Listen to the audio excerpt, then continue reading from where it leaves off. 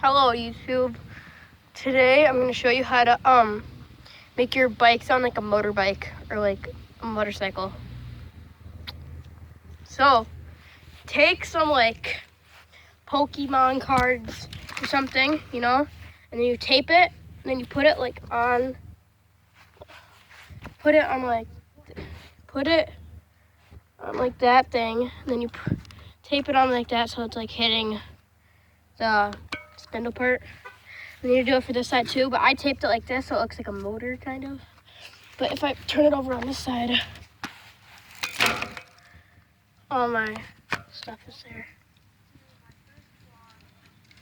So yeah, now I will ride my bike.